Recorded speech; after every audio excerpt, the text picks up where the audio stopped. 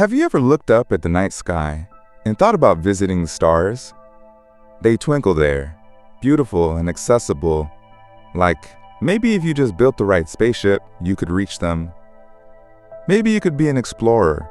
Maybe you could leave this world behind and discover something truly alien.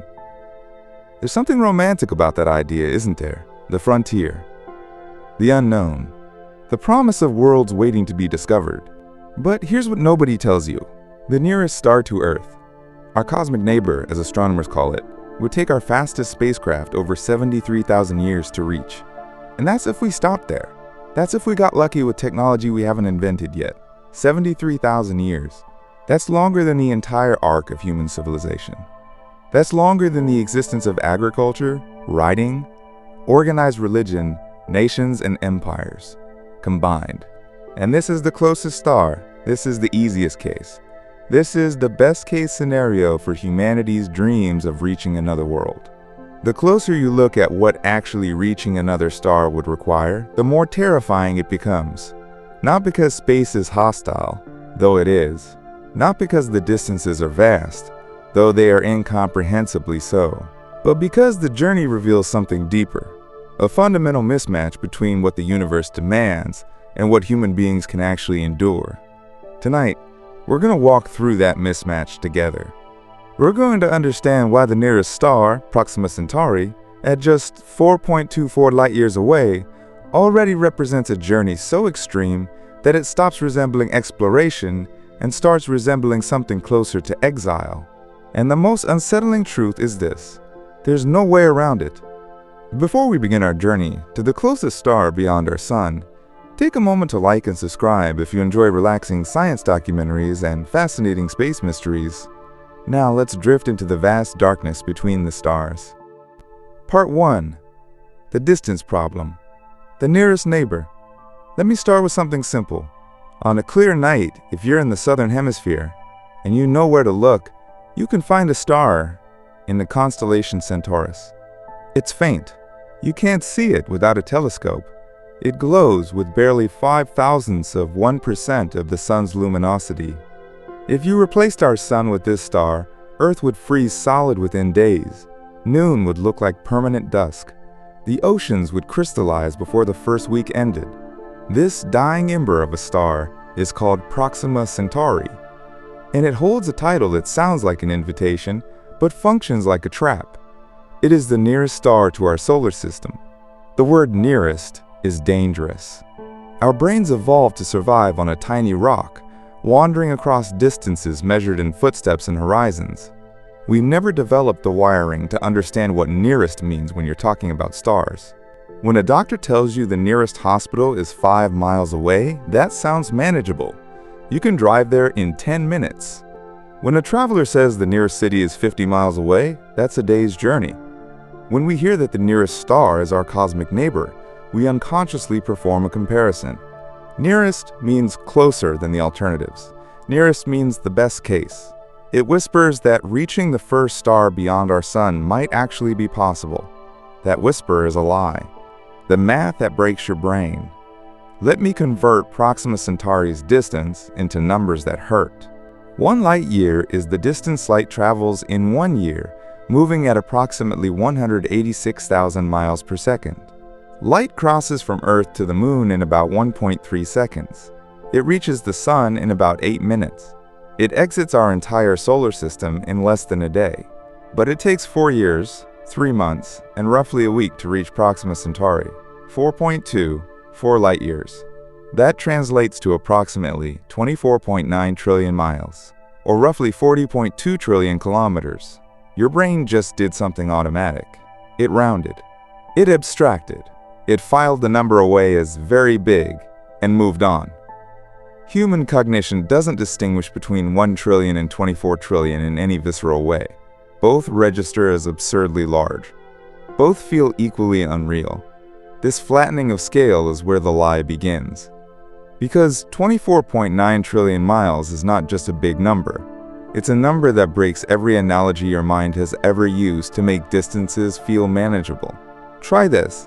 If you could drive a car at 65 miles per hour, without stopping, without sleeping, without refueling, just a straight highway stretching from Earth to Proxima Centauri, the trip would take roughly 44 million years. 44 million years at highway speed. When your hypothetical car departed Earth, the Indian subcontinent had not yet collided with Asia to form the Himalayas. The Mediterranean Sea was in the process of drying up entirely. Apes had not yet diverged from monkeys.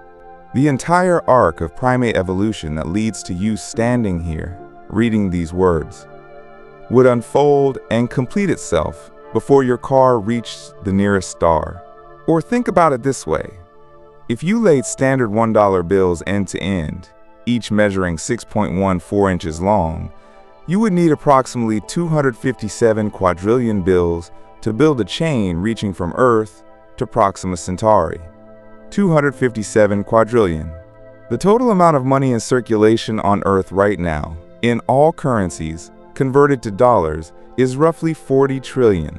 You would need to multiply every dollar currently in existence by more than 6,000 and still not have enough paper currency to physically bridge the gap to the nearest star. The bills themselves would weigh more than the mass of a significant asteroid, and for the vast majority of that journey, no star, no planet, no rock, no molecule would be close enough to see. Just emptiness. Absolute, crushing emptiness. This is what 4.24 light-years means when you pull it out of an astronomy textbook and try to make it physical. The distance is not large in the way a mountain is large or an ocean is large. Those are distances human civilizations have crossed.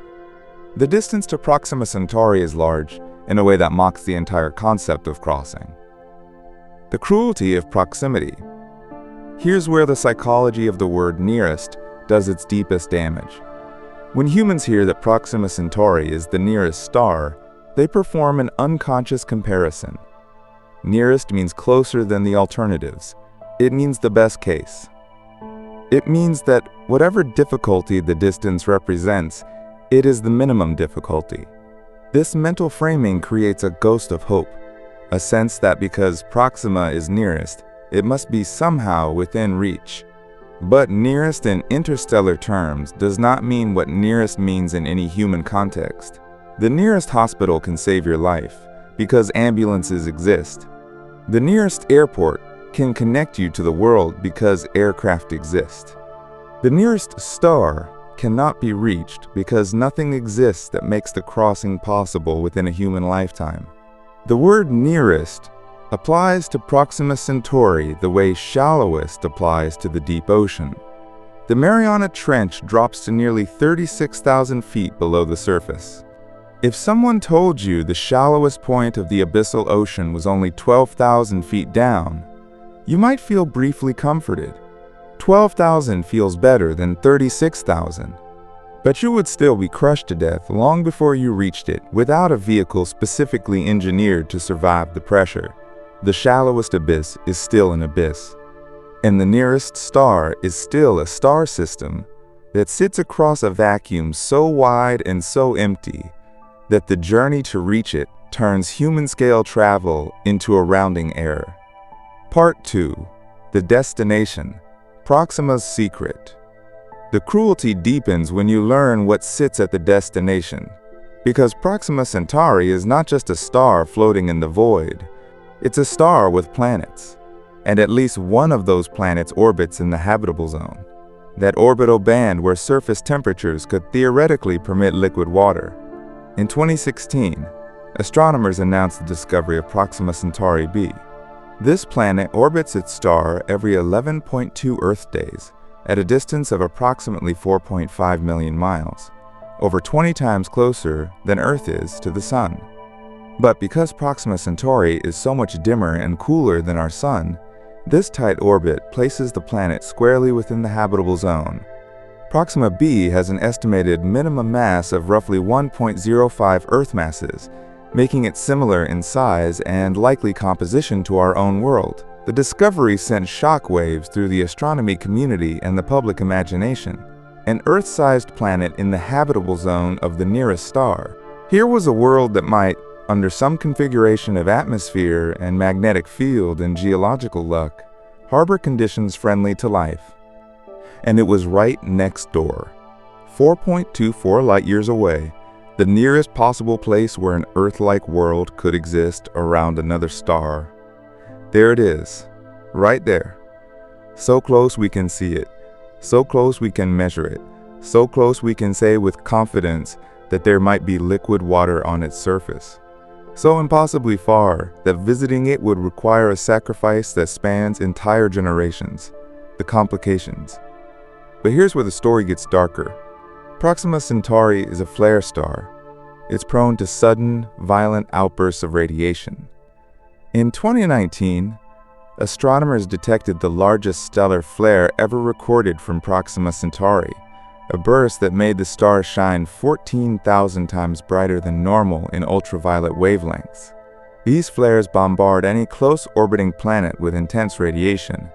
They potentially strip away atmospheres and sterilize surfaces. Whether Proxima b retains a meaningful atmosphere remains unknown. Whether liquid water survives under that bombardment remains unknown. Whether the planet is tidally locked, showing the same face to its star at all times, remains likely but unconfirmed. The world might be habitable, or it might be a scorched rock, scoured clean by stellar tantrums. There's a particular kind of cruelty in knowing exactly what you cannot reach. A prisoner who has never seen the outside world suffers differently from a prisoner who can see a sunlit garden through a barred window. Proxima Centauri b is the garden.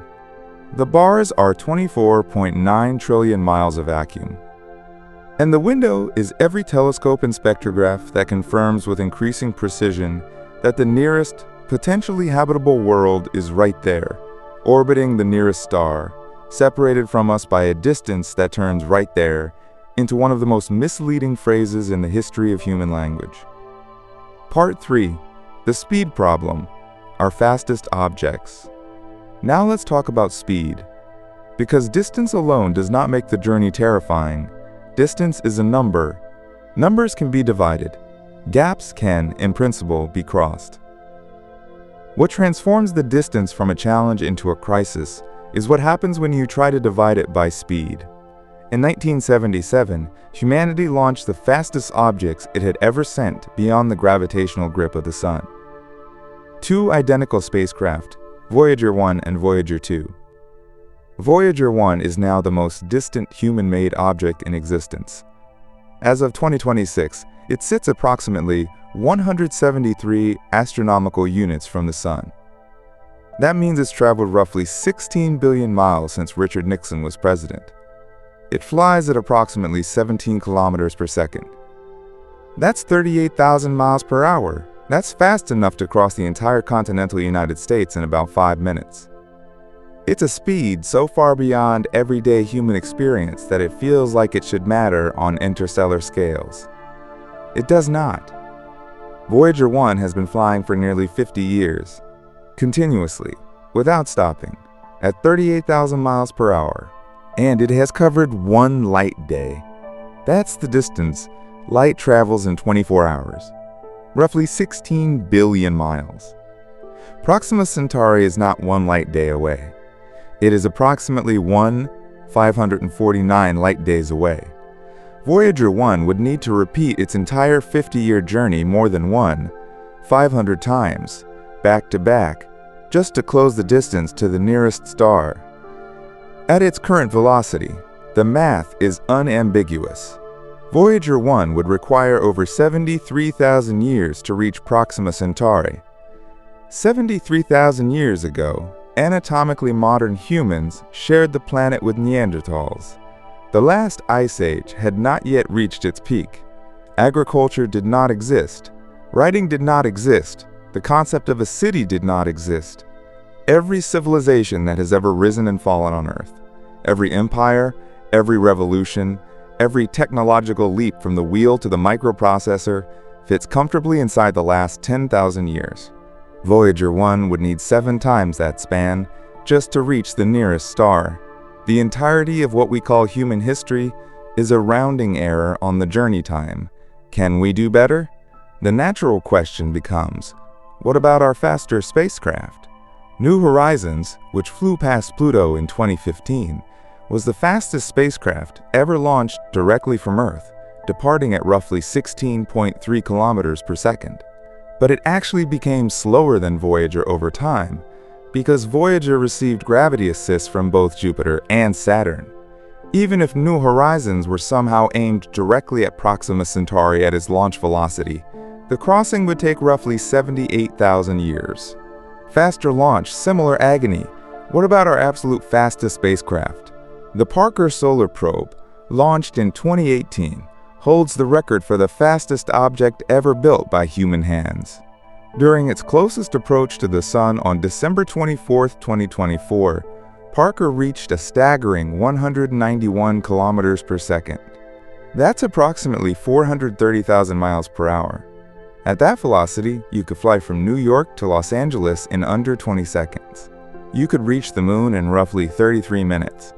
It's a speed that makes Voyager 1 look stationary. But here's the thing. Parker achieves this velocity only at perihelion, its closest approach to the Sun, where it dives deep into the Sun's gravitational well and picks up tremendous speed. It's not traveling outward from the solar system. It's in a tight, elliptical solar orbit, racing around the Sun and then slowing dramatically as it swings back outward. But indulge the hypothetical. Imagine you could somehow sustain Parker Solar Probe's peak speed of 191 kilometers per second on a direct course to Proxima Centauri. The distance is approximately 4.02 times 10 to the 13 kilometers.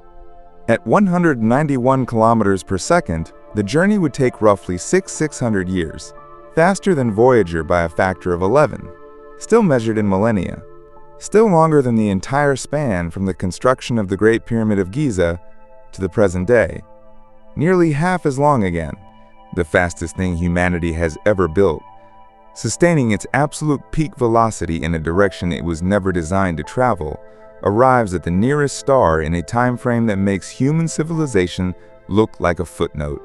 The propulsion frontier. This is the speed problem. And it does not care about incremental improvements. Consider the propulsion technologies that engineers and physicists have proposed for deep space missions beyond conventional chemical rockets. Nuclear thermal propulsion. A nuclear reactor heats propellant to extreme temperatures and expels it for thrust. The best designs might achieve exhaust velocities roughly twice those of the most efficient chemical rockets, potentially allowing spacecraft to reach speeds of perhaps 30 to 50 kilometers per second.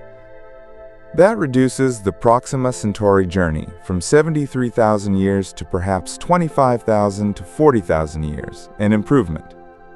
But still a sentence measured in geological epochs. Nuclear electric propulsion uses a nuclear reactor to power ion drives that accelerate charged particles to very high exhaust velocities. Ion drives produce tiny amounts of thrust but can maintain it for months or years, slowly building velocity over time. Current ion drives achieve exhaust velocities around 30 to 50 kilometers per second. Advanced designs might push that to 100 or even 200 kilometers per second. If a nuclear electric spacecraft could accelerate continuously for years, it might reach cruise velocities of 100 to several hundred kilometers per second. At 200 kilometers per second, the trip to Proxima Centauri shortens to roughly 300 years. At 500 kilometers per second, an extremely optimistic figure requiring propulsion systems that do not yet exist, the journey drops to approximately 500 years. Still longer than the gap between the Roman Republic and the present day, the pattern is relentless. Double the speed, and you have the time, but the time is still inhuman. Quadruple the speed, and you quarter the time, but the time is still measured in millennia. No extrapolation of existing chemical, nuclear thermal, or nuclear electric propulsion reduces the journey to Proxima Centauri to anything shorter than many centuries. These technologies are not failures. They are triumphs of engineering that have transformed our ability to explore the solar system. They are simply irrelevant to interstellar distances. The gap between what they can do and what interstellar travel demands is not a gap that better engineering can close. It's a gap that requires a fundamentally different category of propulsion. Part 4. Breakthrough Starshot, the most ambitious project ever funded. This brings us to the most ambitious interstellar concept ever funded, Breakthrough Starshot. In April 2016, physicist and venture capitalist Yuri Milner stood on a stage in New York City alongside cosmologist Stephen Hawking and announced a $100 million research program aimed at something that had never been seriously funded before: sending a spacecraft to another star within a generation. The concept was audacious. Build a ground-based laser array capable of producing 100 gigawatts of coherent light. Use that array to accelerate tiny spacecraft, each weighing only a few grams and attached to ultra-thin reflective sails roughly 4 meters across, to 20% of the speed of light. At that velocity, approximately 60,000 kilometers per second, a probe would reach Proxima Centauri in roughly 20 years. Add 4.24 years for the return data transmission at light speed, and the total mission time from launch to first results would be about 24 years, within a human career. Within a single generation. The announcement generated enormous excitement. Here was a credible, funded, scientifically backed proposal to reach the nearest star in a time frame that humans could actually experience. The board included Hawking and Facebook co-founder Mark Zuckerberg. The advisory committee was chaired by Harvard professor Avi Loeb. Serious researchers from serious institutions were involved. The engineering nightmare. The engineering challenges, however, were equally serious. Building a laser array that combines thousands of individual lasers into a single coherent beam of 100 gigawatts, a power output comparable to the total electricity consumption of a mid-sized country, requires advances in photonics, beam combining, and atmospheric compensation that do not currently exist.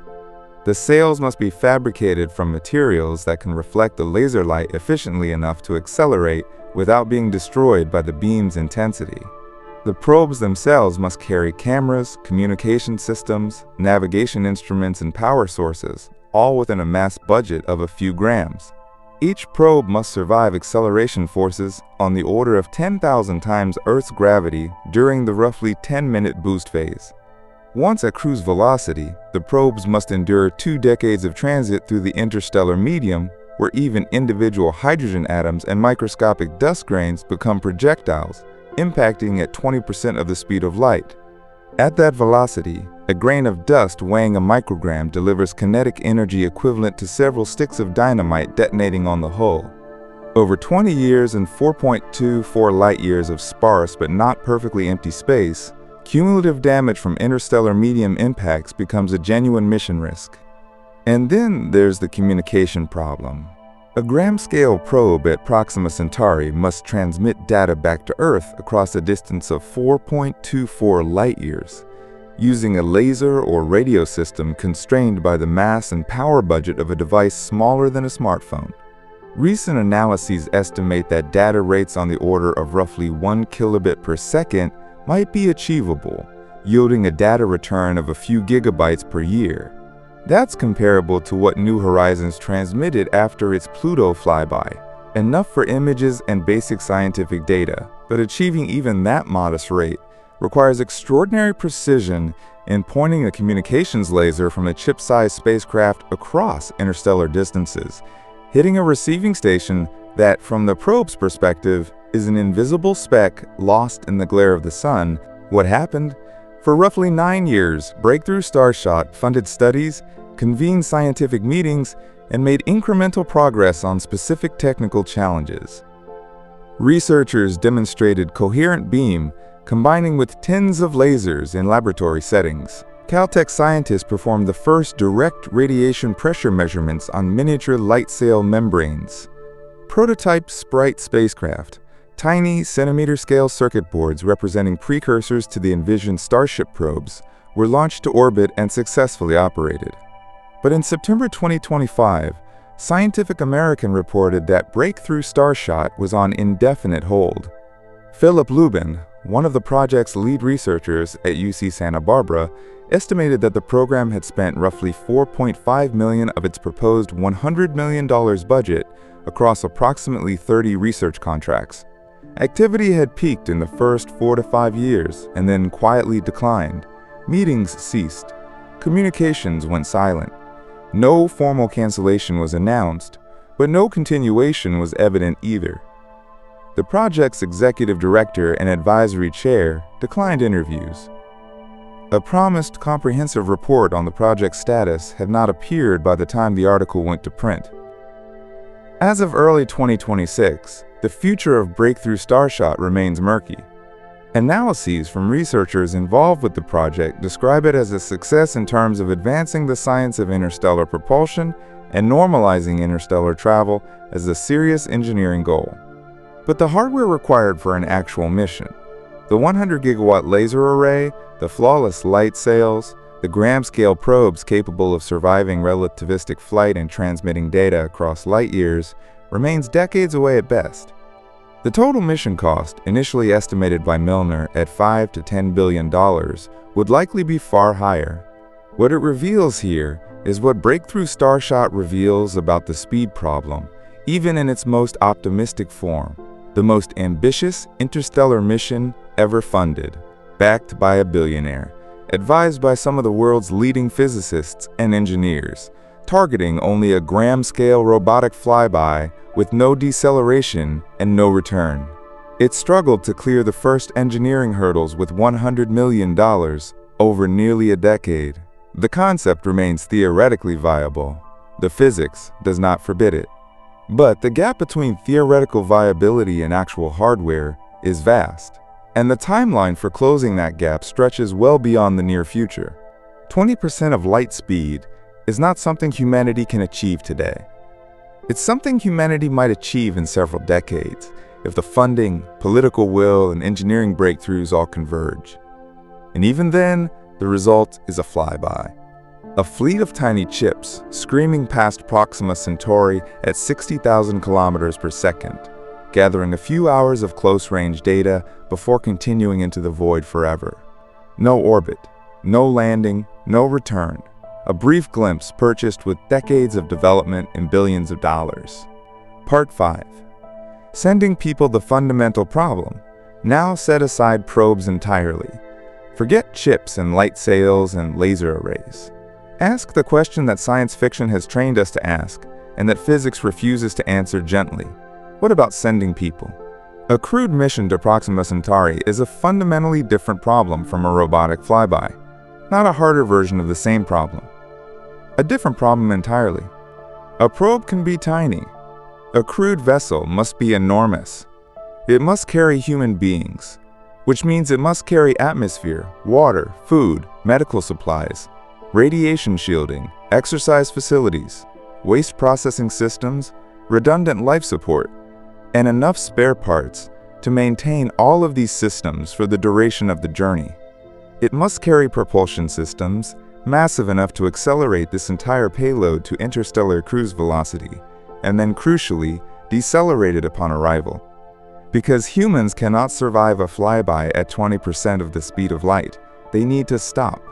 The tyranny of the rocket equation stopping requires carrying roughly as much fuel as accelerating, which doubles the mass, which requires more fuel to accelerate the extra mass, which increases the total mass further in a cascading cycle. Rocket engineers call this the tyranny of the rocket equation. The deceleration problem alone transforms the mission architecture beyond recognition. A robotic flyby probe can accelerate to cruise speed and never slow down. It screams past the target, gathers what data it can in a few hours, and continues into the void. A crewed vessel cannot do this. The crew needs to arrive at Proxima Centauri with enough residual velocity to enter orbit, or at least a controlled trajectory, toward a planetary destination. That means the ship must carry enough fuel to perform a braking burn that reduces its velocity from interstellar cruise speed to near zero. The fuel required for that deceleration burn is roughly equal to the fuel required for the initial acceleration. But carrying that deceleration fuel means the ship is heavier at launch, which means the initial acceleration burn must push more mass, which requires even more fuel. The rocket equation turns this into an exponential spiral. For chemical rockets, the mass ratio becomes absurd within a few kilometers per second of velocity change. For nuclear or fusion drives with higher exhaust velocities, the ratios improve but remain punishing. The mass budget of a crewed mission. To understand what that spiral actually produces, let's walk through the mass budget of a single, concrete mission profile. Imagine a crew of 50 people traveling to Proxima Centauri at 5% of the speed of light, roughly 15,000 kilometers per second, using an advanced fusion drive with an exhaust velocity of 5,000 kilometers per second. Far beyond anything that currently exists, but within the theoretical limits of deuterium-helium-3 fusion, the journey takes approximately 84 years. The habitat module. 50 people require living quarters, communal areas, exercise facilities, medical bays, laboratories, food production, water recycling, atmospheric processing, waste management, power generation, and enough structural volume for psychological health over decades. Based on estimates from long-duration spaceflight research, a minimum of roughly 1,000 cubic meters of pressurized volume per person is needed. That's 50,000 cubic meters of pressurized habitat.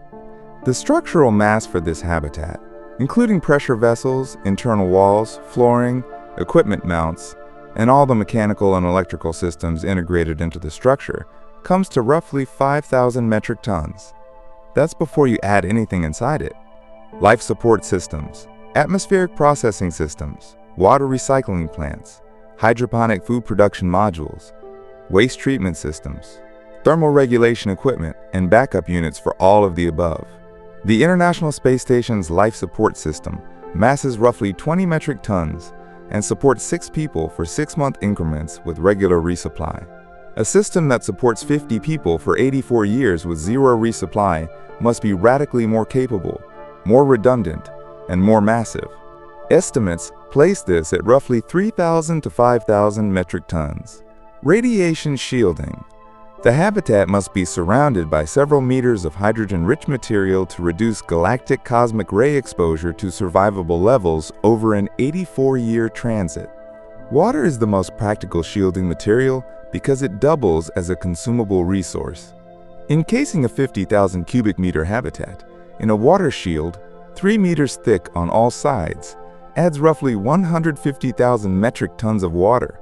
The shielding alone outweighs the habitat structure by a factor of 30. Consumables and spare parts. Spare parts, manufacturing equipment, raw materials for onboard fabrication, medical supplies for 84 years, seed stocks for food production, tools, scientific instruments, communication equipment, and the countless other consumables and contingency stores required for a self-sustaining community that can never be resupplied. A conservative estimate places this at 5,000 to 10,000 metric tons. The total payload, everything that is not propellant, now sits at roughly 165,000 to 170,000 metric tons. Call it 170,000 metric tons for round numbers. This is the mass the propulsion system must accelerate to 5% of light speed and then decelerate back to 0 at the destination. The rocket equation's final verdict now apply the Tsiolkovsky rocket equation. The equation states that the ratio of initial mass to final mass equals e raised to the power of the velocity change divided by the exhaust velocity. For a mission that must accelerate to 15,000 kilometers per second and then decelerate back to 0, the total velocity change is 30,000 kilometers per second. With an exhaust velocity of 5,000 kilometers per second, the mass ratio is e to the 6th power, which equals approximately 403.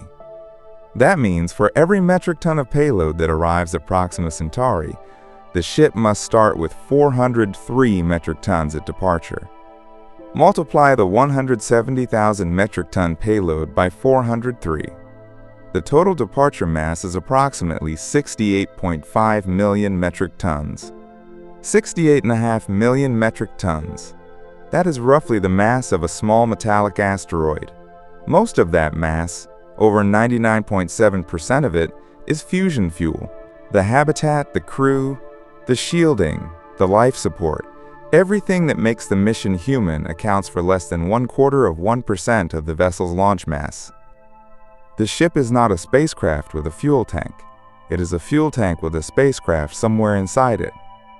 And this estimate assumes a fusion drive with an exhaust velocity of 5,000 kilometers per second, a technology that does not exist. If the exhaust velocity is lower, say 1,000 kilometers per second, which is closer to what near-term advanced propulsion might achieve, the mass ratio explodes to e to the 30th power. That number is so large it becomes physically meaningless. No amount of fuel in the solar system would suffice. The mission becomes not merely difficult, but mathematically impossible without propulsion performance that remains firmly in the domain of theoretical physics. The vessel itself, this is what the rocket equation does to crewed interstellar travel. It transforms an 84-year journey for 50 people into a 68 million metric ton engineering project. The vessel would need to be assembled in space over decades. The fuel would need to be manufactured, likely by mining helium-3 from the lunar surface or the atmospheres of gas giants. An industrial undertaking that dwarfs anything humanity has ever attempted. The cost measured in current economic terms would likely exceed the gross domestic product of the entire planet for multiple years. And at the end of all that effort, the result is a ship that crawls to the nearest star at 5% of light speed, taking 84 years to arrive, carrying a crew that will mostly die in transit. Part 6. Life inside the vessel, the habitat problem. The habitable section itself presents challenges without parallel in human engineering. On the International Space Station, roughly 400 cubic meters of pressurized volume supports a crew of 6 for missions lasting 6 months. The station is resupplied every few weeks by cargo vehicles from Earth. Food, water, spare parts, experimental equipment, fresh clothing, even the occasional treat arrive regularly from the surface. Waste is removed. Air is partially recycled, but supplemented. Water is recycled, but not perfectly. The station depends on Earth the way a scuba diver depends on the surface. The tether is long, but unbroken. A crewed interstellar vessel cannot be resupplied. Everything the crew will eat for the next 40, 60, or 100 years must either be aboard at departure or grown during the journey. Closed-loop life support, in which air, water, and nutrients are recycled with near-perfect efficiency, has never been achieved at the scale or duration required. The most ambitious closed ecosystem experiment in history is Biosphere 2 in Arizona. It attempted to sustain 8 people in a sealed, 3-acre habitat for 2 years starting in 1991. It failed. Oxygen levels dropped dangerously. Carbon dioxide spiked. Crops underperformed. Insect pollinators died. The experiment required 2 emergency injections of oxygen from outside. 2 years, 8 people, 3 acres of carefully designed biome. The system could not sustain itself without external intervention. An interstellar vessel must do what Biosphere 2 could not, at a smaller scale, for a longer duration, in an environment where external intervention is physically impossible. Psychological space requirements. The habitat must also provide enough space for psychological health across decades. Research from submarine operations, Antarctic winter overstations, and long-duration spaceflight consistently shows that confinement in small spaces degrades cognitive function, increases interpersonal conflict, and erodes motivation. The minimum viable habitat for a multi-decade crewed mission is not a capsule. It is a small town, exercise facilities, medical bays, laboratories, recreation areas, private quarters, food production modules, water processing plants, waste recycling systems, power generation and storage, communication equipment, navigation and propulsion control, and enough structural redundancy that the loss of any single module does not kill everyone aboard. Estimates for the minimum pressurized volume for a crew of 50 on a multi-decade mission range from tens of thousands to hundreds of thousands of cubic meters. The structural mass alone, before adding life support equipment, propellant, shielding, and consumables, would reach thousands of metric tons. The total vessel mass for even a modest crewed interstellar mission climbs into the tens of thousands or hundreds of thousands of metric tons for the payload alone. and into the tens of millions of metric tons once the rocket equation finishes multiplying the fuel requirements. Historical precedents. Even the most optimistic designs for crewed interstellar vehicles envision vessels of extraordinary scale. Project Daedalus, a study conducted by the British Interplanetary Society in the 1970s, designed an uncrewed fusion-powered probe that would reach Barnard's star in roughly 50 years at 12% of light speed. The vehicle itself would have weighed over 50,000 metric tons, most of which was fuel in the form of deuterium and helium-3 pellets. And Daedalus was not designed to carry people. It was not designed to slow down. It was a flyby probe, just a much larger one than Breakthrough Starshot envisions. Scaling Daedalus to include a habitable section, deceleration capability, and life support for even a small crew would multiply the mass by orders of magnitude. Project Longshot, a study conducted at the United States Naval Academy in the late 1980s, proposed a smaller fusion-powered probe to Alpha Centauri that would take roughly 100 years to arrive. Again, uncrewed. Again, no deceleration to orbit. Again, the engineering challenges for even these stripped-down robotic concepts remain far beyond current capabilities. Part 7. The Radiation Nightmare Beyond the Heliosphere. Now let's talk about what happens when you leave the sun's protective cocoon. Our sun generates a constant outflow of charged particles called the solar wind, which inflates a vast bubble around the solar system known as the heliosphere. Inside this bubble, the solar wind's magnetic field deflects a significant fraction of incoming galactic cosmic rays, the high-energy particles that permeate interstellar space. The heliosphere is not a perfect shield. Cosmic rays still penetrate it, and astronauts aboard the International Space Station receive measurably higher radiation doses than people on Earth's surface. But the heliosphere provides a meaningful reduction in cosmic ray flux, especially for the most energetic and damaging particles. Beyond the heliosphere, that protection vanishes. Voyager 1 crossed the heliopause, the outer boundary of the heliosphere, in August 2012, approximately 122 astronomical units from the Sun. Its instruments immediately detected a sharp increase in cosmic ray intensity. The interstellar medium is bathed in galactic cosmic rays. Particles accelerated to enormous energies by supernova remnants, neutron stars, and other violent astrophysical processes throughout the Milky Way. These particles include protons, helium nuclei, and heavier ions traveling at significant fractions of the speed of light. When they strike biological tissue, they can shatter DNA strands, cause mutations, damage cellular repair mechanisms, and over time significantly increase cancer risk, neurological degradation, and other radiation-related pathologies. The biological damage from galactic cosmic rays is qualitatively different from the radiation hazards humans face on Earth, or even in low Earth orbit. Heavy ion showers. On Earth's surface, the atmosphere and magnetosphere block almost all cosmic ray particles before they reach ground level. In low Earth orbit, the magnetosphere still provides partial protection. Beyond the heliosphere, there is nothing between the crew and the full flux of galactic cosmic radiation. The most dangerous component consists of heavy ions, atomic nuclei of elements like iron and silicon, stripped of their electrons and accelerated to near light speed. When one of these heavy ions passes through living tissue, it does not merely deposit energy along a narrow track the way a medical X-ray does. It creates a column of severe damage through every cell it crosses. It shatters molecular bonds. It produces cascades of reactive chemical fragments. It leaves a trail of cellular destruction that the body's repair mechanisms struggle to address. A single heavy ion traversal through a cell nucleus can cause complex DNA damage at multiple sites simultaneously. The kind of damage that is most likely to result in permanent mutation or cell death rather than clean repair.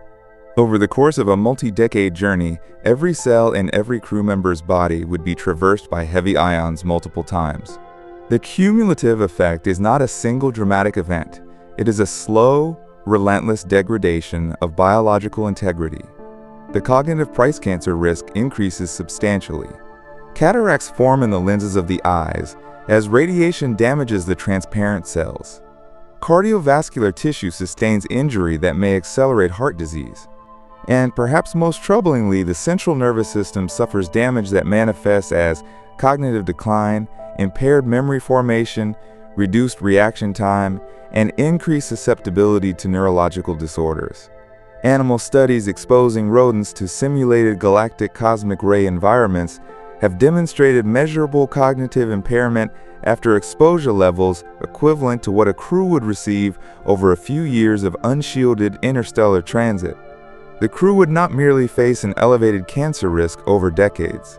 They would face a progressive erosion of the mental sharpness they need to operate and maintain the most complex machine ever built. In an environment where cognitive failure can mean death, shielding challenges.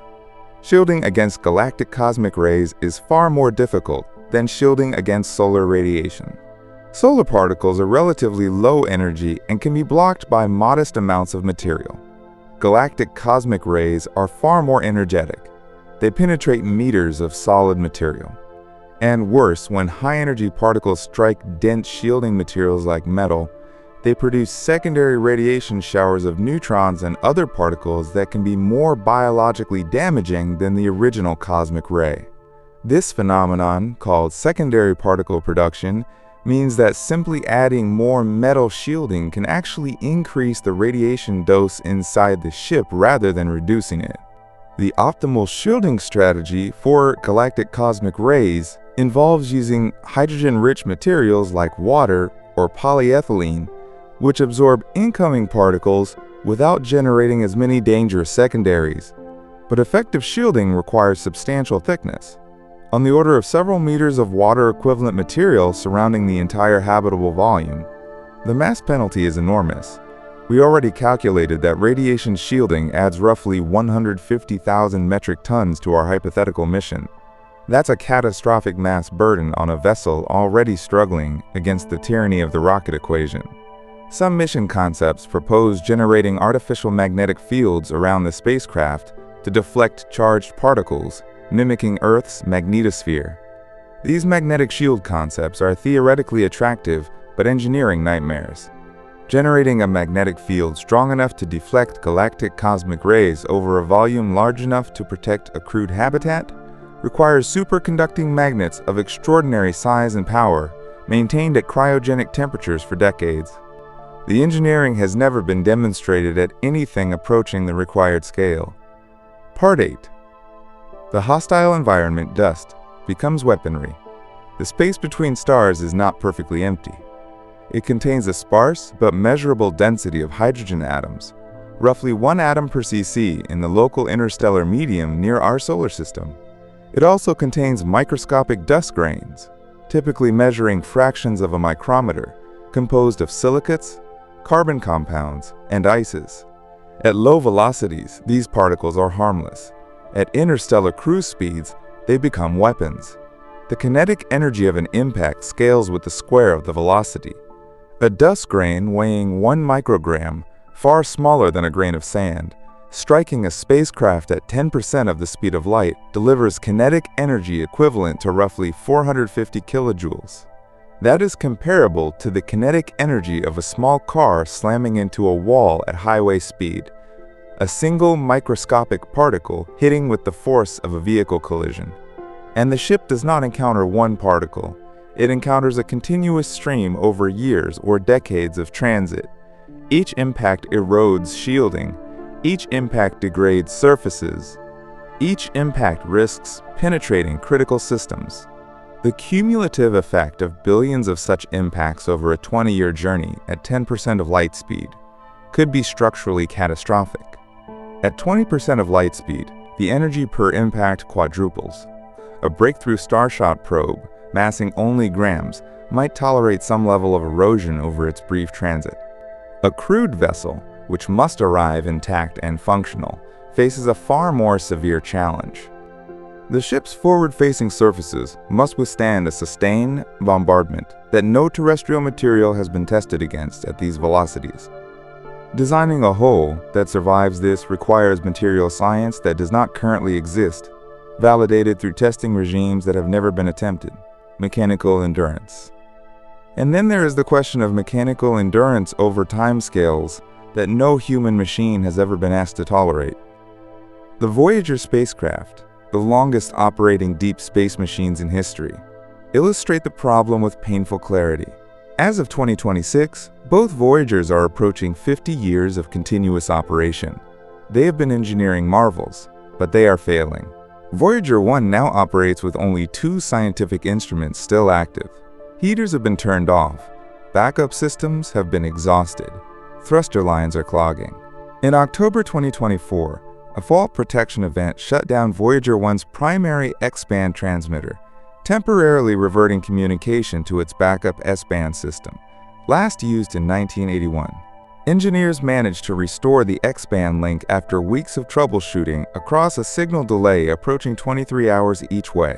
Between May 2025 and February 2026, the only antenna on Earth capable of sending commands to Voyager, Deep Space Station 43 in Canberra, Australia, was offline for repairs.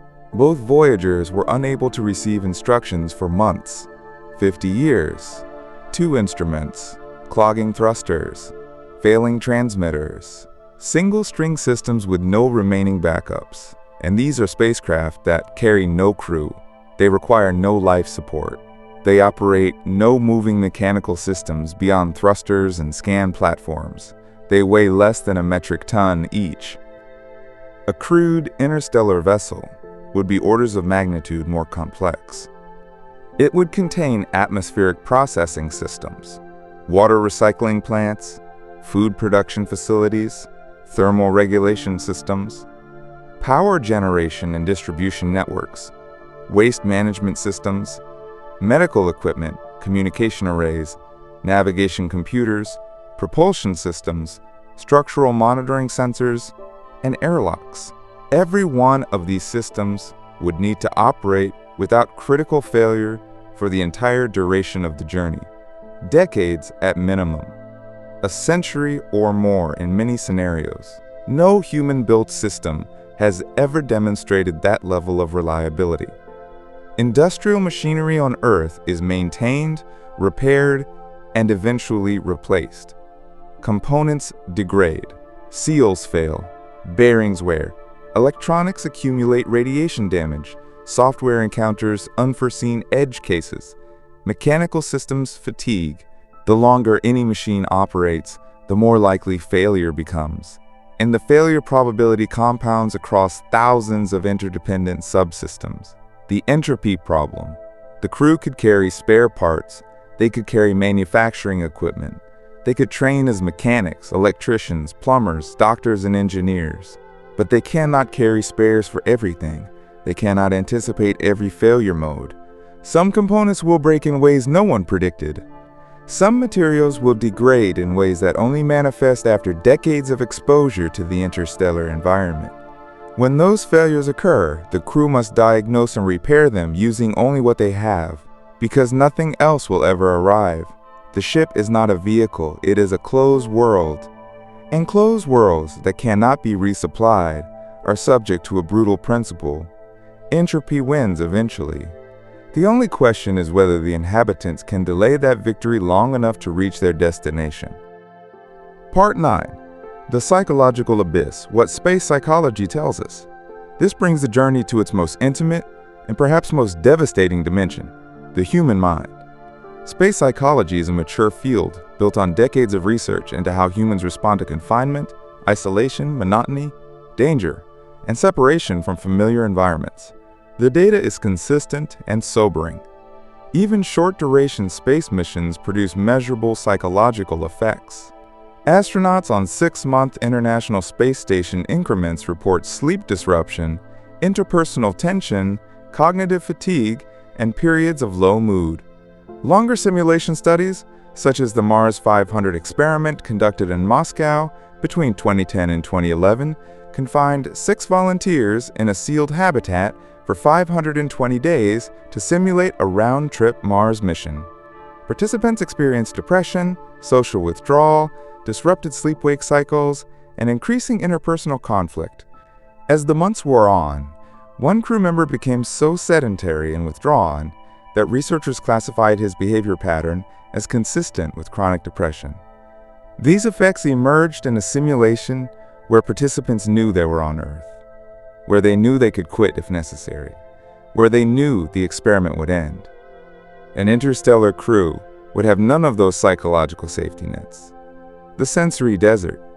It would not be simulating a journey, they would be on one, with no exit and no endpoint visible from the present. The destination would be years or decades away. Earth would be a signal source growing fainter and more delayed with every passing month. The daily environment would consist of the same corridors, the same faces, the same recycled air, the same artificial lighting, the same routines repeated thousands of times without variation. There would be no new landscapes, no changing seasons, no strangers to meet, no fresh food from an unfamiliar restaurant, no rain on the skin, no wind, no horizon beyond the hull. Consider what the sensory environment actually consists of. The lighting would be artificial, calibrated to approximate a day-night cycle, but never varying the way natural light does, never the golden angle of late afternoon, never the gray diffusion of an overcast morning, never the slow deepening of a winter dusk. The air would be recycled, scrubbed, mechanically humidified, always carrying the faint scent of filtration systems and polymer outgassing. The sounds would be the hum of air handlers, the vibration of structural elements under thrust, the clicks and whirs of mechanical systems in their endless maintenance cycles. Gravity. If the ship rotates to produce artificial gravity, it would feel subtly wrong. The Coriolis effect would make dropped objects curve. Walking in one direction would feel slightly different from walking in the other, and the inner ear would register discrepancies that the brain could never fully adapt to. If the ship does not rotate, the crew lives in microgravity, with all of its attendant health consequences: bone density loss, muscle atrophy, fluid redistribution toward the head, vision impairment from intracranial pressure changes. Either option produces a physical environment that is tolerable for months, but corrosive over years: biological poverty. The biological environment would be equally impoverished. No animals beyond whatever the life support system requires. No bird song, no insects, no rustling of leaves, no bodies of water large enough to swim in or even sit beside. The food, however carefully cultivated in onboard hydroponic systems, would lack the variety that a planet's ecosystem provides. No wild-caught fish, no orchard fruit, no bread from a neighborhood bakery. The menu would cycle through whatever the food production modules could sustain. Over years, the repetition would flatten the experience of eating from a source of pleasure into a mechanical necessity. These deprivations sound minor in isolation. No one dies from the absence of birdsong. But sensory richness is not a luxury. It is a substrate on which human cognition operates. The brain requires varied input to maintain flexibility, creativity, alertness, and emotional regulation. Studies of sensory deprivation in controlled settings show measurable cognitive decline within days, reduced attention, impaired problem solving, increased susceptibility to hallucination, emotional instability. An interstellar mission does not produce total sensory deprivation, but it produces a form of sensory monotony so complete and so unbroken that its effects over years or decades have no precedent in human experience. The third quarter phenomenon: submarine crews, Antarctic winter over personnel, and long-duration space station residents all report versions of the same syndrome: irritability, cognitive dulling, emotional flatness, social withdrawal, disrupted sleep, and a pervasive sense of meaninglessness that researchers have termed the third quarter phenomenon. A motivational collapse that typically occurs roughly 3/4 of the way through any extended confinement period. On an interstellar mission lasting decades, the third quarter phenomenon would not be a phase. It would be a recurring wave, cresting and receding as the crew moves through the interminable middle passage of a journey, with no landmarks and no milestones beyond the ticking of instruments measuring distance yet to cover. Social dynamics, interpersonal dynamics compound the problem. Small groups confined together for long periods develop friction with statistical certainty. Personality clashes, power struggles, romantic entanglements, grudges. Communication breakdowns emerge in every long-duration confinement study ever conducted. On a submarine, a tour lasts months and the crew rotates. On an interstellar vessel, the crew is permanent. There is no transfer, no reassignment, no shore leave, no new personnel to disrupt entrenched social patterns. If two crew members develop an irreconcilable conflict, they must continue living and working within meters of each other for the remainder of their lives. If a leader becomes unstable or authoritarian, there is no higher authority to intervene. The ship's social structure must be self-correcting, or it must endure dysfunction, because no external force can mediate, replace, or remove anyone. The meaninglessness problem, the psychological burden, extends to the mission's fundamental meaning. Exploration has always drawn its motivation from the promise of return. Explorers leave home, discover something, and come back to share what they found. The return is what transforms endurance into story, suffering into achievement, distance into knowledge that benefits the civilization left behind. An interstellar crew that departs for Proxima Centauri on a journey lasting decades may never return. Even if the technology exists to make the trip, the return voyage doubles the time. A 40-year outbound journey becomes an 80-year round trip. The crew members who departed as young adults arrive back on Earth as elderly survivors in a world that has changed beyond recognition. If they survive at all, more likely the mission is one way.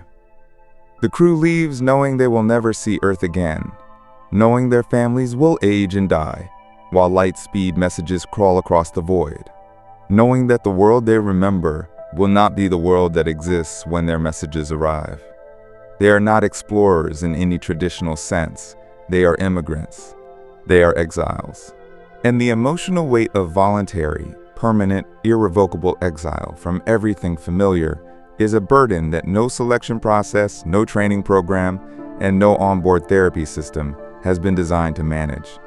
Because no human being has ever had to carry it. Part 10. The generation ship, when one crew cannot survive. Each of these challenges, communication delay, rescue impossibility, radiation exposure, mechanical fragility, psychological endurance, is independently severe enough to threaten any interstellar mission. Taken individually, each represents a problem at or beyond the current frontier of human engineering and human psychology. But they do not occur individually.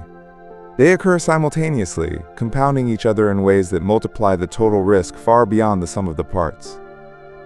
Consider how these failures cascade in practice. A galactic cosmic ray heavy ion event damages a circuit board in the atmospheric processing system. The system does not fail immediately.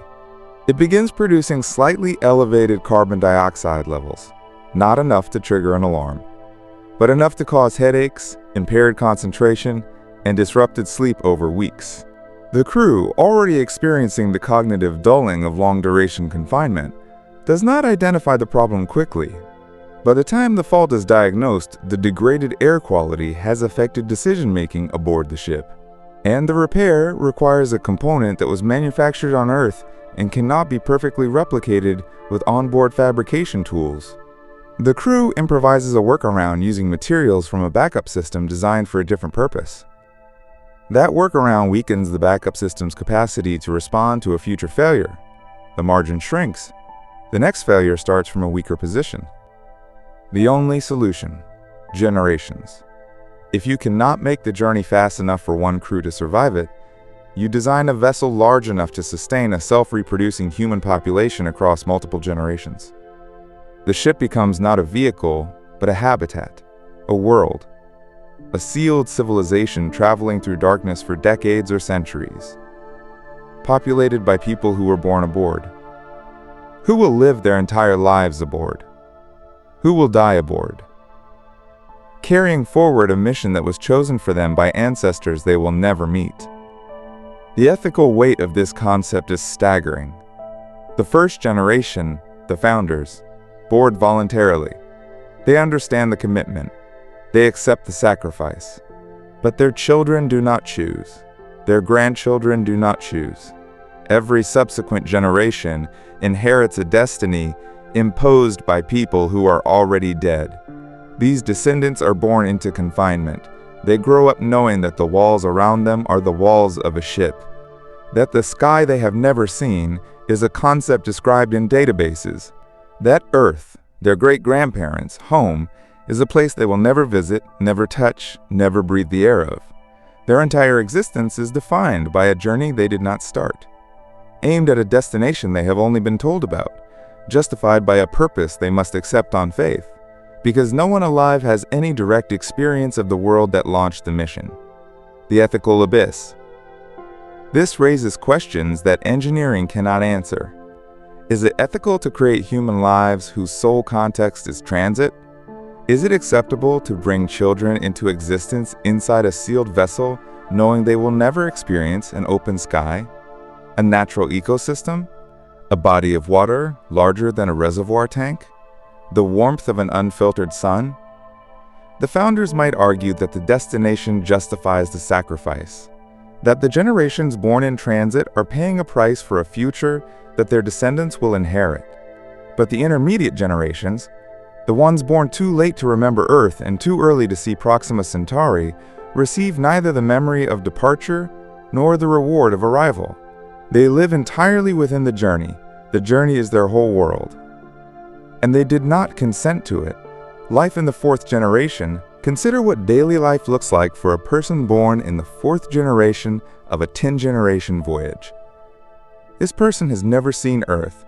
Their grandparents never saw Earth. The founding generation exists only as names in a historical archive, faces in recordings, voices explaining a decision made over a century ago. The destination, Proxima Centauri, is still 6 generations away. It is not a place this person will ever reach. It is not a place anyone they know will ever reach. The entire arc of their life, from birth to education, to work, to reproduction, to aging, to death, will unfold inside the same vessel. Their career will consist of maintaining systems that keep the ship functional for a journey whose purpose they inherited and whose completion they will never witness. Their social world consists of the same few hundred or few thousand people they have known since childhood and will know until they die. The journey is not a temporary condition that defines a period of their life. It is the totality of their existence. They are not travelers. They are inhabitants of a machine whose only function is to continue moving through a void that none of them chose to enter. What motivates such a person to maintain the ship? To reproduce? To educate the next generation? To preserve knowledge and capability that will only matter 6 generations hence? These are not engineering questions. They are questions about the limits of inherited purpose, about whether human beings can sustain commitment to a goal they will never see achieved, about whether meaning can survive transmission across centuries of confinement without mutating into something unrecognizable. Historical warnings. No human society has ever tested these questions under conditions of total isolation and permanent enclosure.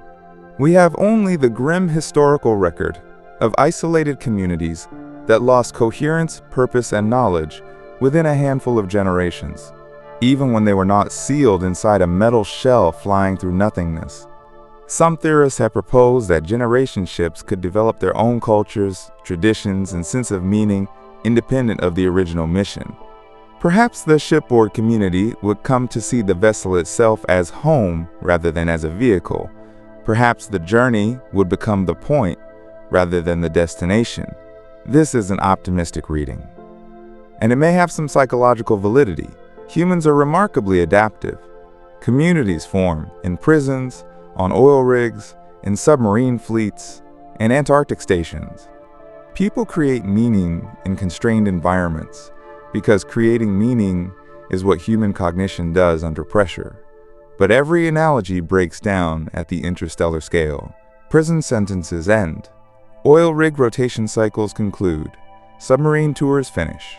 Antarctic winters give way to resupply flights. The generation ship never docks. The generation ship never opens its doors to a familiar world. The constrained environment is permanent for every person born within it. And the psychological literature on permanent confinement without the possibility of release describes outcomes that are not optimistic. They describe institutionalization, learned helplessness, the gradual erosion of the cognitive flexibility that makes human beings adaptable in the first place, social stability across centuries. There is also the question of social stability across centuries. No human institution has survived intact for the timescales a generation ship requires. The Roman Empire in its various forms, the papacy, certain Chinese dynasties, each lasted at most a few centuries before transforming beyond recognition or collapsing entirely. A generation ship must maintain not just mechanical function, but social coherence, shared purpose, and knowledge continuity for periods exceeding the lifespan of any civilization in recorded history. The ship's governance must survive leadership transitions, ideological shifts, interpersonal feuds, resource disputes, and the inevitable drift of cultural values across generations. It must do all of this in a closed environment with no external pressure to force cooperation, no outside threat to unify against, no frontier to expand into. The only frontier is arrival, and for most of the journey, arrival is an abstraction too distant to motivate daily sacrifice. History suggests that isolated communities cut off from the larger world undergo rapid cultural drift.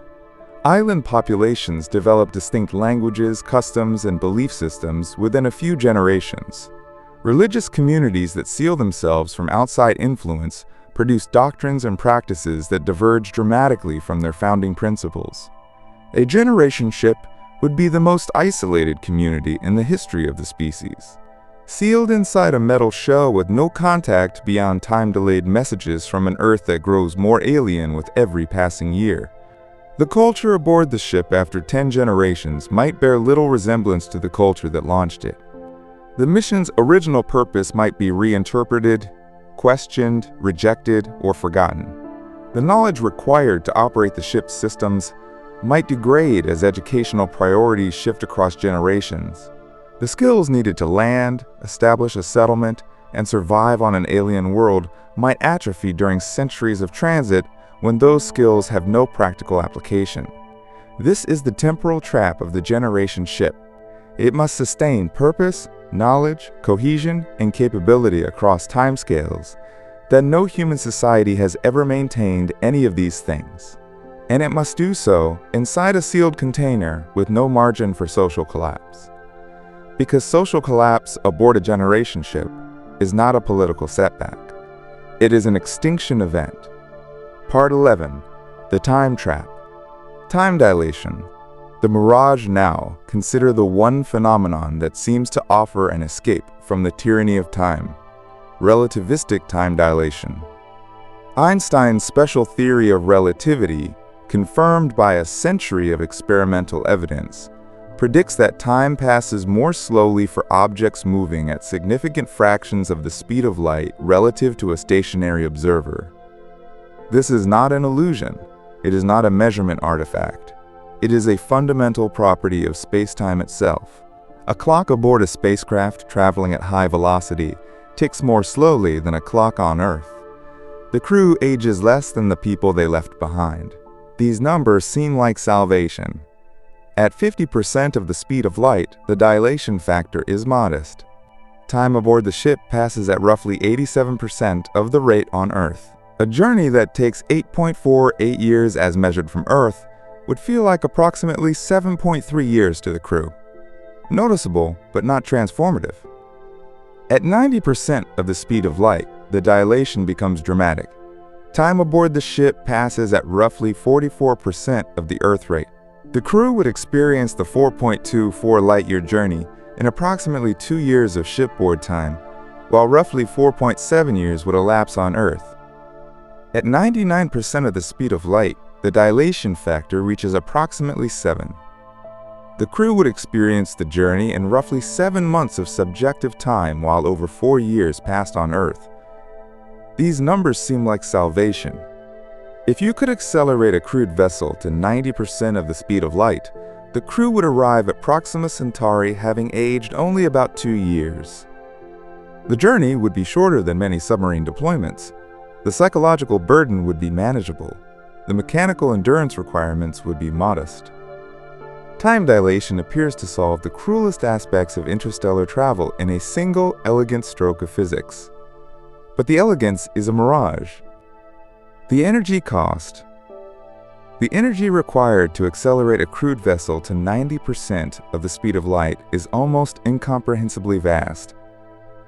As an object with mass approaches the speed of light, its relativistic mass increases.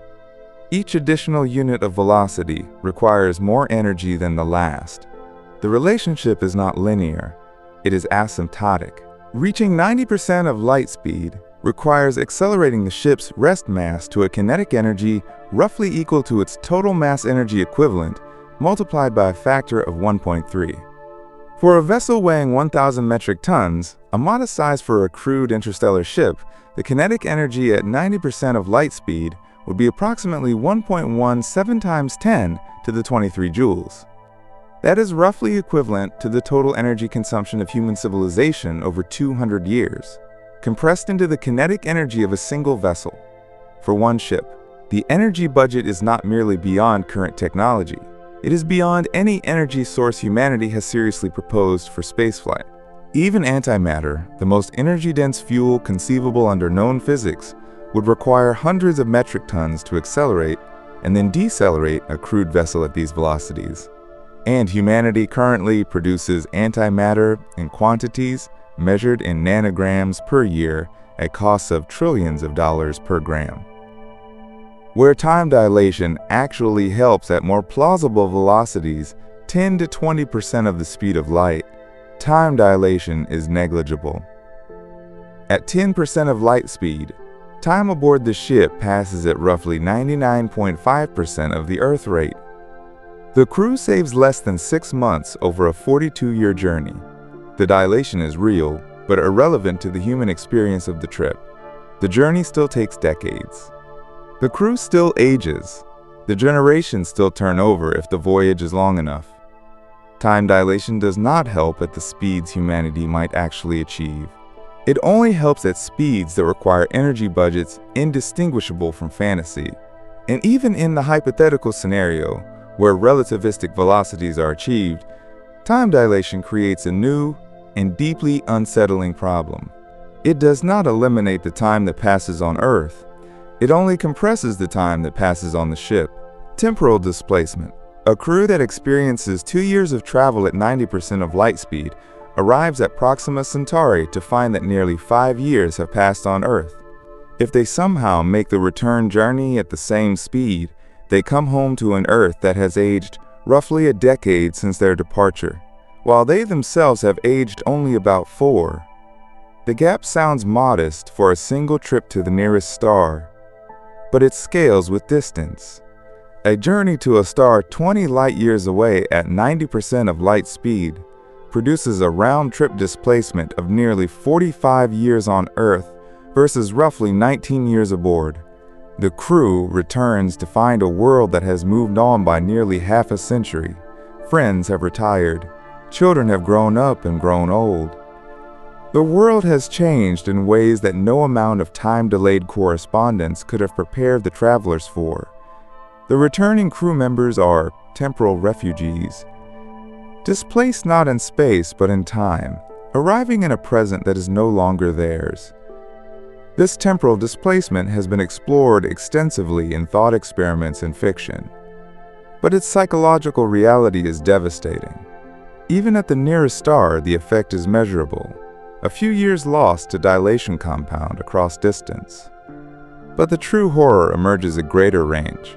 A crew member who departs at age 30 for a star 40 light-years away at 99% of light speed returns at roughly age 41. On Earth, more than 80 years have passed. Everyone the traveler knew is dead. The civilization that launched the mission has transformed beyond recognition. The relationships that defined the crew member's identity before departure have not merely changed, they have ended. The homecoming is not a reunion. It is an arrival into a world that remembers the traveler only as a historical figure from a previous era. At extreme velocities, the displacement compounds grotesquely. A hypothetical crew traveling at 99.9% of the speed of light to a star 100 light-years away would experience the journey in roughly 4.5 years of shipboard time. While over 100 years elapsed on Earth, they would return to a planet where their language had drifted into an unfamiliar dialect, where the political borders they memorized no longer existed, where the institutions that trained and launched them had been dissolved, rebuilt, and dissolved again. Not merely a world that had moved on, but a world that had forgotten why the mission mattered, and then remembered, and then forgotten again several times over in the century since departure. The travelers would step off the ship biologically young and find themselves artifacts, curiosities from an age as distant to their descendants as the Victorian era is to us. Time dilation does not conquer time, it weaponizes it. It allows the crew to survive the journey but strips them of the temporal context that makes survival meaningful. They arrive in the future but belong to the past. Part 12. The Final Truth. What the journey really demands. This is the temporal dimension of interstellar travel that no engineering solution addresses. The journey to Proxima Centauri, regardless of how it is conducted, severs the travelers from their own time.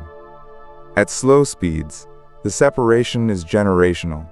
The founders die in transit, and the descendants arrive as strangers to both worlds, the Earth they never saw, and the Proxima system they were born to reach. At fast speeds, the separation is relativistic. The crew arrives biologically young, but temporally displaced, out of sync with the civilization that sent them. At any speed, the journey creates a rupture between the travelers and the human timeline they departed from. They do not merely leave Earth, they leave the present. And the present, unlike a location, cannot be returned to. The deepest terror. This rupture is the deepest source of terror in the journey to Proxima Centauri. Not the distance, not the speed, not the radiation, or the dust, or the mechanical fragility, or the psychological strain. Those are problems that can, in theory, be engineered around, given sufficient technology, sufficient resources, sufficient ingenuity. The temporal rupture cannot be engineered around. It is a consequence of the speed of light, of the distances between stars, of the way time flows for objects separated by light years. No technology can make the journey instantaneous. No propulsion system can eliminate the delay. No communication system can make a conversation across 4.24 light years feel like a phone call. The speed of light is not a technical barrier waiting to be broken. It is a law of physics as fundamental as the conservation of energy or the increase of entropy. It defines the universe, and what it defines at interstellar distances is separation. Permanent, irreversible, structural separation between the travelers and everything they leave behind. This is what the word terrifying in the title means. Closing the conclusion. The journey to Proxima Centauri is not terrifying because Proxima Centauri is exotic or hostile or mysterious. The star itself is a dim, quiet red dwarf, a feeble, sputtering ember, barely above the threshold of stellar respectability, circled by a small retinue of battered planets, one of which might, under the right conditions, harbor liquid water. The terrifying part is that Proxima Centauri is the nearest star, the closest possible interstellar destination, the least extreme version of the problem. And even this least extreme version demands a journey so long, so isolating, so severed from Earth, and from the human timeline, that it stops resembling exploration. It starts resembling something else entirely. A departure not from a planet, but from the human world itself. Every previous act of exploration in human history maintained a connection to the world the explorers left behind. Columbus sailed west and returned east. Magellan's expedition circumnavigated the globe. Apollo astronauts walked on the moon and came home 3 days later. Even the most extreme polar expeditions, the most dangerous mountaineering ascents, the deepest ocean dives, all of them preserved some thread of continuity between the explorer and the civilization that produced them. The explorer left, experienced something extraordinary, and returned to share it. The departure was temporary. The distance was reversible. The time away was bounded. An interstellar journey breaks every one of these threads. The departure is permanent or near permanent. The distance is reversible, only at costs measured in decades or lifetimes. The time away is so vast that the world the travelers left behind will not be the world that exists when their messages arrive, let alone when they might hypothetically return. The journey does not extend human reach, it exceeds it. It pushes past the boundary of what human beings can do while remaining connected to the species, the culture, the history, and the time that produced them. The travelers become something new, not explorers, not colonists, at least not in any sense that previous colonists would recognize. They become the first humans to exist outside the temporal and spatial framework that has defined every human life ever lived. And this is only the nearest star. This is the mildest version of the problem. If Proxima Centauri at 4.24 light-years already demands multi-generational journeys, relativistic velocities, permanent exile, and total severance from Earth's timeline, what does the rest of the galaxy demand? The Milky Way contains roughly 400 billion stars. The nearest few dozen are within 20 light-years. The nearest few thousand are within 100 light-years. The galaxy itself spans 100,000 light-years or more. The journey to Proxima Centauri is not the first rung on a ladder that humanity can climb star by star toward galactic civilization. It is a demonstration that the ladder itself may not exist, that the distances between stars are not challenges to be overcome, but boundaries to be respected, that the galaxy is not a neighborhood waiting to be explored, but a vast archipelago of isolated islands separated by oceans so wide that crossing even the narrowest channel requires abandoning almost everything that makes the crossing meaningful. The universe does not forbid interstellar travel. Physics allows it. Objects can cross interstellar distances. Voyager 1 is doing it right now, slowly, silently, carrying a golden record inscribed with sounds and images from a planet it will never see again. But the universe prices interstellar travel at a rate that human beings may not be able to pay. Not in dollars, not in engineering hours, in time, in connection, in the continuity between who you are when you leave and who you become when you arrive. The cost of reaching the nearest star is not merely the fuel, the technology, the shielding, and the life support. The cost is the surrender of everything that ties the travelers to the world that built the ship. Proxima Centauri sits 4.24 light-years away, a dim red dwarf circled by a handful of small, battered worlds, one of which might harbor liquid water on its surface. It is the nearest star, the closest destination beyond our solar system, the most accessible point in the entire galaxy. And reaching it would require a journey so extreme in duration, so absolute in isolation, so total in its severance from Earth and from the present, that the people who undertake it would no longer be travelers in any sense our species has ever known. They would be something else, pioneers of a kind that has no precedent, exiles who chose exile, humans who left the human world behind. Not because the destination demanded it, but because the space between here and there demanded it, because the void demanded it, because 4.24 light-years of nothing, the shortest interstellar distance in the sky, is already enough to transform travel into departure, exploration into exile, and the promise of the stars into a burden so heavy that the nearest one already feels like too far. The terrifying journey to Proxima Centauri is not terrifying because of what waits at the destination. It is terrifying because of what the journey requires you to leave behind. And the most unsettling truth is this. This is the closest star. This is the easiest case. This is the shortest crossing the galaxy offers. Everything beyond is farther, longer, harder, more isolating, more demanding of a sacrifice that already at 4.24 light years feels like more than humanity was built to give. The stars are right there. You can see them every night. They look so close. They have always looked close.